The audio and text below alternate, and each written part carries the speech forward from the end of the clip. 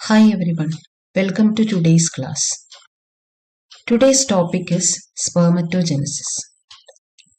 Do you know what is spermatogenesis? Spermatogenesis is the production of sperms inside the testis. In the body of males, this process starts at puberty. As we know, there are diploid cells called spermatogonia within the testis. These are normally diploid cells. മെയിൽസിന്റെ ടെസ്റ്റിസിൽ കാണുന്ന normal diploid cells ആണ് spermatogonia. ഈ സ്പെർമറ്റോഗോണിയാണ് പിന്നീട് sperms ആയിട്ട് മാറുന്നത്. Spermatogonia എങ്ങനെയാണ് sperms ആയിട്ട് transform ചെയ്യുന്നത് നമുക്ക് നോക്കാം. Whenever the males attain puberty, the process of spermatogenesis starts. So during this time, the spermatogonia undergoes mitotic division. Mitotic division results in the formation of primary spermatocyte that are having diploid chromosome number. ഹ്യൂമൻസിന്റെ കേസിൽ diploid chromosome number എന്ന് പറയുന്നത് 46 ആണ്. Mitosis division നടക്കുന്നതുകൊണ്ട് സ്പെർമറ്റോഗോണിയയിലുള്ള same chromosome number തന്നെ primary സ്പെർമറ്റോസൈറ്റിലും കിട്ടും. Chromosome number ഒരിക്കലും മൈറ്റോട്ടിക് ഡിവിഷനിൽ ചേഞ്ച് ചെയ്യുന്നില്ല. സ്പെർമറ്റോഗോണിയയുടെ ഫസ്റ്റ് ഡിവിഷൻ കഴിയുമ്പോൾ നമുക്ക് കിട്ടുന്ന ഡോട്ടർ സെൽസ് ആണ് പ്രൈമറി സ്പെർമറ്റോസൈറ്റ്. ഇതിന്റെ ploidy diploid chromosome number 46. Then the primary spermatocytes undergoes meiotic division.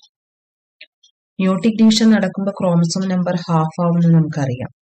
So it will result in the formation of secondary spermatocytes having 23 chromosomes and they are haploid in nature. നമുക്കറിയാം meiotic division രണ്ട് step ആയിട്ടാണ് നടക്കുക. Meiosis 1ഉം meiosis 2. Meiosis 1 complete ആവുമ്പോൾ നമുക്ക് കിട്ടുന്ന daughter cells ആണ് secondary സ്പെർമറ്റോസൈറ്റ്സ്.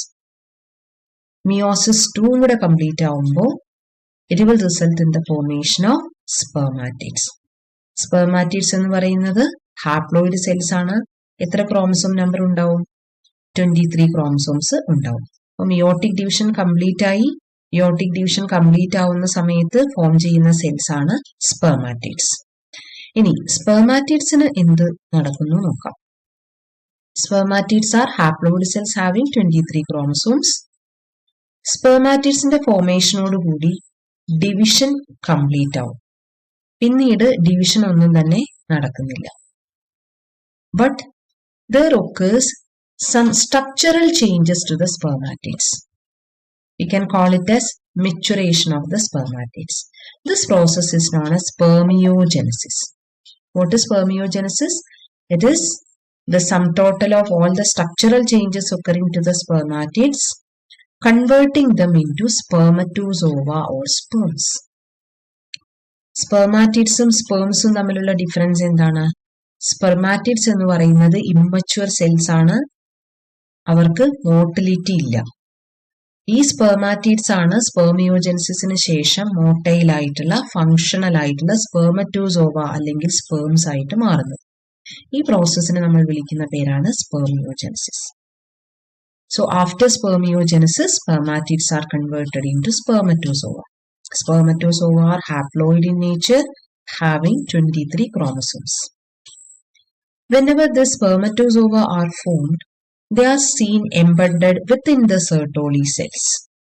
Sertoli cells എവിടെയാ കാണുന്നതെന്ന് അറിയാലോ? സെമിനിഫറസ് ട്യൂബ്യൂൾസിന് ഇടയ്ക്കിലുള്ള ഇന്റർസെല്ലുലാർ സ്പേസിലാണ് സെർട്ടോളി സെൽസ് ലൊക്കേറ്റ് ചെയ്തിട്ടുള്ളത്. സ്പെർമറ്റോസോവ ഫോം ചെയ്യുന്ന സമയത്ത് സ്പെർമറ്റോസോവയുടെ ഹെഡ് ഈ സെർട്ടോളി സെൽസിൽ എംബഡഡ് ആയിട്ടാണ് കാണുന്നത്. So these should be released from the Sertoli cells. This process is known as spermiation. Spermiation is the release of sperms or spermatozoa from the Sertoli cells.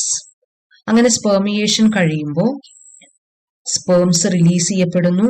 ഇങ്ങോട്ടാണ് release ചെയ്യപ്പെടുന്നത്? Into the lumen. Then they are transported through the male reproductive tract and finally reaching the penis. So actually spermatogenesis എന്ന് പറയുന്ന പ്രോസസ്സിൽ എന്തെല്ലാം പ്രോസസ്സാണ് നടക്കുന്നത്? Mitotic division നടക്കുന്നുണ്ട് first, then അതിനുശേഷം മിയോട്ടിക് ഡിവിഷൻ നടക്കുന്നുണ്ട്. മിയോട്ടിക് ഡിവിഷന് ശേഷം സ്പെർമാറ്റിഡ്സ് ഫോം ചെയ്യുന്നു.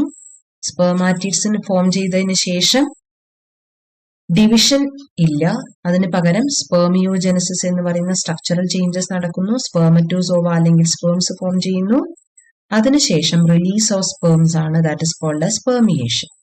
Then the released sperms are reaching the penis of the male. ഇത്രയാണ് സ്പെർമറ്റോജെനസിസ് എന്ന് പറയുന്ന process.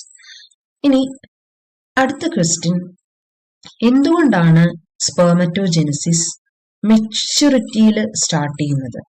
Y it starts only during maturity in males? അല്ലെങ്കിൽ നമുക്ക് പറയാം ഹോർമോണൽ റെഗുലേഷൻ ഓഫ് സ്പെർമറ്റോജെനസിസ്. അതാണ് നമ്മൾ നെക്സ്റ്റ് നോക്കാൻ പോകുന്നത്.